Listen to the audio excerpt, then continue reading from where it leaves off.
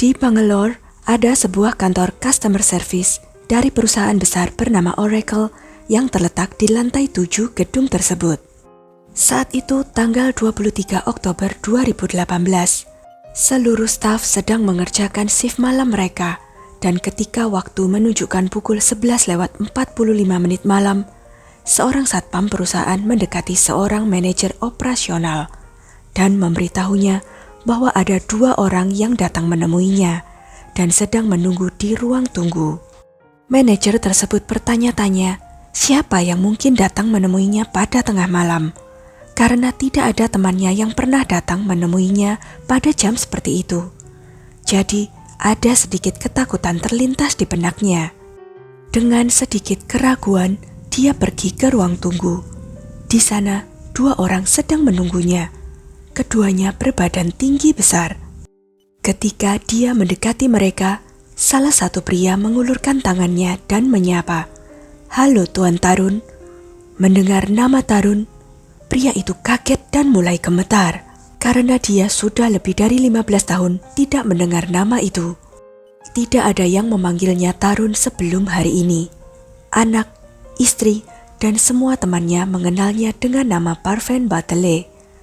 Pria ini telah menyembunyikan identitasnya dari semua orang. Tetapi hari itu, setelah 15 tahun berlalu, dia mendengar nama ini lagi dari mulut seseorang. Saat berjabat tangan, pria besar itu mulai memeriksa jari-jari Tarun, di mana salah satu jari Tarun pernah patah. Lalu pria itu berkata, "Ayolah Tuan Tarun, permainanmu sudah berakhir. Sekarang kami akan membawa Anda ke rumah Anda yang sebenarnya."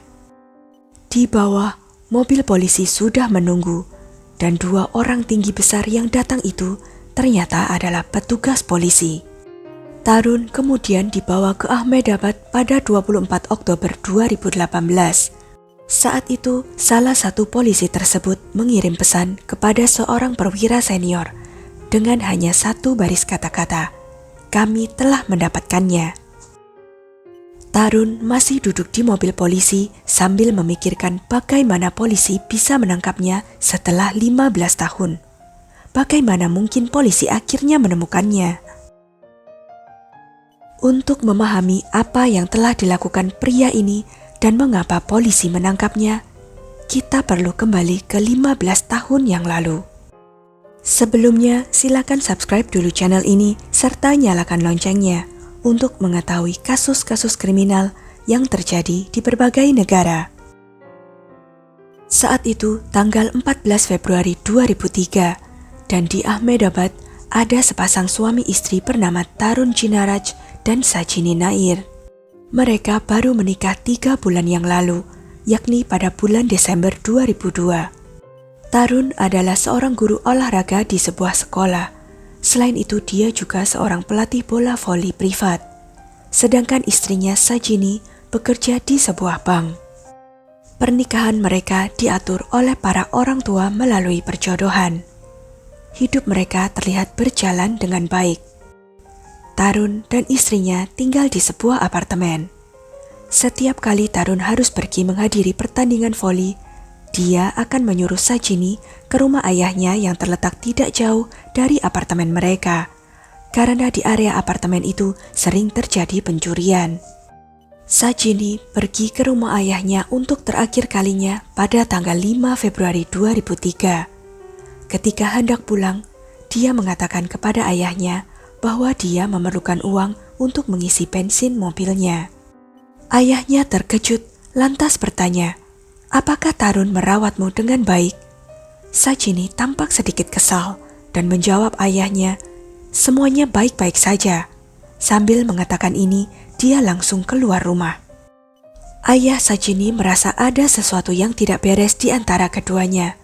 Tetapi dia tidak menganggap masalah ini terlalu serius, karena pertengkaran kecil antara suami istri memang biasa terjadi. Kemudian datanglah hari tanggal 14 Februari 2003. Sekitar pukul 19:30, Sajini bercakap-cakap dengan kakak perempuannya di telepon sekitar 15 menit. Tepat 2 jam kemudian, Tarun menelepon ayah Sajini dan mengatakan untuk segera datang ke rumah sakit karena kondisi Sajini menjadi sangat kritis. Mendengar berita ini, anggota keluarga Sajini segera bergegas ke rumah sakit, dan setelah sampai di rumah sakit, mereka segera mengetahui bahwa Sajini telah meninggal dunia. Saat itu, Tarun duduk di sudut dan menangis dengan keras. Kematian Sajini terjadi karena pencekikan dengan shell. Ketika polisi tiba di apartemen mereka, Tarun memberitahu polisi bahwa beberapa perhiasan dan uang telah dicuri, dan barang-barang terlihat berserakan di sana-sini. Polisi juga mengira mungkin ada pencuri yang datang untuk mencuri, dan mungkin merekalah yang menjadi penyebab kematian Sajini. Setelah kematian Sajini, Tarun berada dalam keadaan terpukul parah dan menangis sejadi-jadinya. Dan karena kesedihan yang mendalam, kondisi kesehatannya memburuk, sehingga dia harus dirawat di rumah sakit. Keluarganya berusaha untuk selalu memberinya dukungan emosional. Di sisi lain, polisi sedang bekerja menyusun daftar semua pencuri di daerah itu. 2 hari kemudian, pada tanggal 16 Februari, kakak tertua Tarun menelepon polisi dan mengatakan bahwa Tarun telah melarikan diri dari rumah sakit.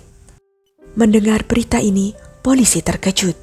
Polisi tidak percaya bahwa Tarun telah melarikan diri dari rumah sakit, meskipun memang tidak ada yang mengawasinya, karena polisi percaya bahwa Tarun tidak bersalah. Polisi melihat keadaannya yang menyedihkan, dan mereka merasa bersimpati padanya. Itulah sebabnya dia dirawat di rumah sakit tanpa ada penjagaan dari polisi. Setelah Tarun melarikan diri, kecurigaan mulai beralih padanya. Keluarga Sajini juga sempat memprotes kepada polisi mengapa mereka membiarkan kaburnya Tarun. Kasus ini sempat mendapat perhatian media, dan alhasil tekanan terhadap polisi semakin meningkat. Kini polisi mulai aktif mencari Tarun.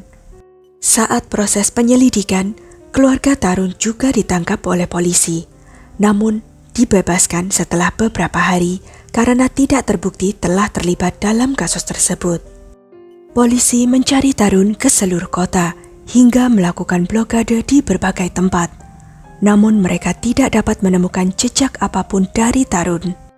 Keluarga Sajini memberikan tekanan besar pada polisi, sehingga polisi menawarkan hadiah sekitar 19 juta rupiah atas informasi apapun tentang Tarun. Tetapi bahkan hadiah ini pun tidak membuahkan hasil apapun.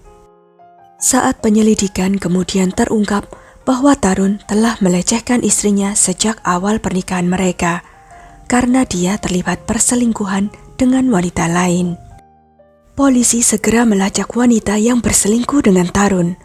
Wanita itu memberitahu polisi bahwa pada tanggal 16 Februari, Tarun telah mendatanginya dan melamarnya. Namun pada saat itu, dia sudah mendapat kabar kematian Sajini. Akibatnya, dia langsung menolak lamaran Tarun dan menyatakan bahwa dia tidak bisa menikah dengan seseorang yang terlibat dalam pembunuhan. Setelah itu, tidak ada kontak antara Tarun dan wanita itu. Perlahan, 6 tahun berlalu sejak kejadian itu dan tidak ada kabar dari Tarun. Selama itu, polisi terus mengawasi keluarga Tarun, mengharapkan dia akan kembali atau melakukan kontak. Tetapi Tarun tidak pernah datang menemui keluarganya. Kemudian polisi mengetahui bahwa tepat 6 tahun setelah peristiwa itu, Tarun bertemu orang tuanya di negara bagian lain. 1 hari setelah bertemu Tarun, ayahnya meninggal. Polisi berasumsi bahwa Tarun sekarang akan kembali menemui ayahnya untuk terakhir kalinya. Namun polisi salah. Tarun tidak pernah datang ke pemakaman ayahnya.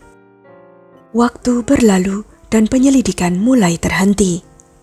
Seiring berjalannya waktu, tibalah tahun 2016.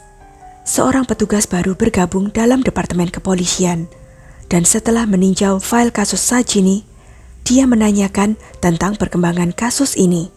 Polisi yang dulu menangani kasus ini memberitahunya bahwa ayah Tarun telah meninggal dan ibunya yang sakit-sakitan tinggal di Madhya Pradesh. Sementara saudara laki-laki Tarun yang lain tinggal di Ahmedabad. Namun masih belum ada informasi tentang Tarun.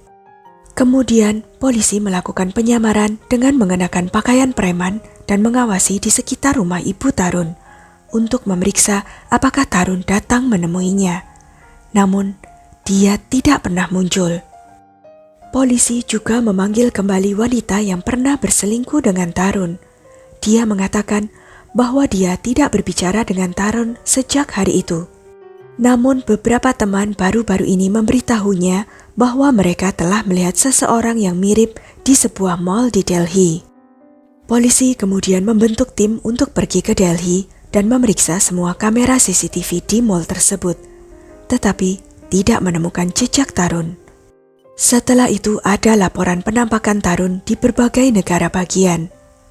Kemudian polisi memeriksa sekitar 4.000 nomor ponsel yang terkait dengan keluarga Tarun dan semua temannya, berpikir bahwa mereka mungkin menemukan petunjuk. Polisi menyadap telepon ibu Tarun dan mengidentifikasi orang-orang yang berbicara dengannya.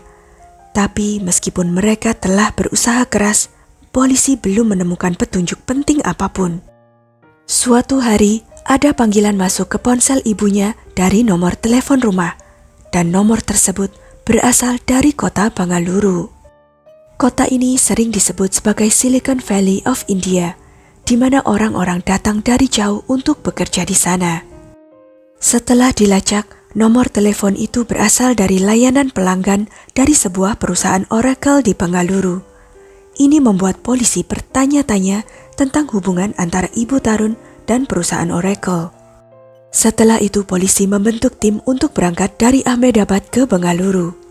Polisi punya firasat bahwa Tarun mungkin bekerja di Oracle. Selanjutnya, pada tanggal 22 Oktober 2018, tim polisi pergi ke Bangalore dan bertemu dengan Departemen SDM perusahaan Oracle. Mereka meminta rincian semua karyawan tanpa mengungkapkan fakta bahwa mereka sedang mencari orang tertentu. Polisi menyatakan bahwa mereka memerlukan daftar karyawan untuk menjaga hukum dan ketertiban. Departemen SDM mematuhinya dan memberi mereka daftar semua karyawan di perusahaan tersebut. Setelah memeriksa, daftar karyawan tersebut tidak ada yang tercantum bernama Tarun. Polisi mulai putus asa dan merasa bahwa usaha mereka sia-sia. Namun, dalam daftar itu ada satu nama yang sepertinya tidak asing, Parveen Batle. Kemudian, polisi teringat bahwa ibu Tarun pernah beberapa kali berbicara di telepon dengan seorang pria bernama Parveen Batle. Berdasarkan hal tersebut, polisi mulai mengumpulkan informasi tentang dirinya. Parveen mempunyai istri bernama Nisha. Mereka diketahui memiliki 2 orang anak. Parveen dan Nisha tidak aktif di media sosial. Polisi mulai curiga apakah Parveen adalah Tarun. Oleh karena itu, polisi mulai mengumpulkan bukti-bukti yang memberatkannya. Polisi tahu bahwa ketika Tarun menjadi seorang pelatih bola voli, jari manisnya pernah patah dan sedikit bengkok. Oleh karena itu, pada tanggal 23 Oktober 2018, ketika 2 petugas polisi pergi ke kantor layanan pelanggan perusahaan Oracle di Bangalore, salah satu dari mereka berjabat tangan dengan Parveen. Dan setelah itu, dia yakin Parveen adalah Tarun dari jarinya yang patah. Pada akhirnya, Tarun berhasil ditangkap karena dia melakukan kesalahan dengan menelepon ibunya menggunakan telepon kantor. Pada hari itu, dia mengaku ponselnya sedang bermasalah dan dia khawatir dengan ibunya. Oleh karena itu, ia menelepon ibunya dari nomor telepon kantornya, yang ternyata merupakan kesalahan terbesarnya. Jika saja Tarun tidak menelepon dari telepon kantornya, mungkin dia tidak akan pernah tertangkap sampai hari ini. Di kemudian hari, polisi juga menemukan bahwa ibu Tarun memiliki ponsel lain yang terdaftar atas nama kerabat jauhnya. Tarun kebanyakan berbicara dengan ibunya lewat nomor tersebut, namun tidak terlacak oleh polisi. Setelah itu, polisi membawa Tarun kembali ke Ahmedabad, di mana akhirnya dia mengakui bahwa dialah yang membunuh istrinya sebagai kado Valentine untuk kekasihnya. Tarun kemudian memberitahu polisi keseluruhan ceritanya. Setelah pembunuhan itu, Tarun pergi ke wanita selingkuhannya untuk melamar, tetapi dia menolaknya. Kemudian, Tarun pergi ke kota Bun, di mana dia memulai pekerjaan kecil-kecilan. Di sanalah dia bertemu dengan Nisha, dan dia mengaku kepada Nisha bahwa dirinya adalah seorang anak yatim piatu yang tidak memiliki siapa-siapa di dunia ini. Sejak itu, hubungannya dengan Nisha berkembang dengan cepat. Mereka akhirnya menikah. Setelah itu, keduanya pindah ke Bangalore pada tahun 2009, dan di sana Tarun mulai bekerja di perusahaan Oracle. Fakta yang mengejutkan adalah bahkan istri Tarun hanya mengetahui bahwa nama suaminya adalah Parvin Batle. Muncul pertanyaan, bagaimana Tarun bisa menggunakan identitas Parvin Batle? Setelah diselidiki, terungkap bahwa semasa sekolah, Tarun memiliki seorang teman bernama Parvin Batle. Tarun mengatakan bahwa setelah pembunuhan itu, dia tinggal di Bhopal selama beberapa hari, dan teman lamanya, Parvin Batle, juga tinggal di sana. Tarun menghabiskan beberapa hari bersama Parvin, dan selama periode itu, dia memindai semua bukti ID temannya dan dokumen-dokumennya. Setelah itu, Tarun membuat kartu ID dengan foto dirinya, tetapi dengan nama dan data diri dari Parvin Batle. Dan kemudian, ia menggunakan ID barunya untuk menutupi jejaknya dan memulai hidup yang baru. Saat masa penahanan Tarun di penjara untuk menunggu selesainya proses persidangan, Tarun berkali-kali meminta izin pembebasan sementara dengan jaminan menggunakan berbagai alasan, namun tidak pernah dikabulkan. Hingga akhirnya pada 20 Juli 2023, permintaannya disetujui pengadilan. Pada tanggal 4 Agustus 2023, Tarun dibebaskan dengan jaminan selama 15 hari dan diharuskan melapor ke kantor polisi terdekat sebanyak 2 kali seminggu. Namun menariknya, Tarun berhasil kabur dan hingga saat ini masih belum ditemukan. Bagaimana pendapat kalian? Sekian kisah kali ini. Jangan lupa untuk klik like, share, subscribe, dan komen ya pendapat kalian. Sampai jumpa lagi di video-video selanjutnya.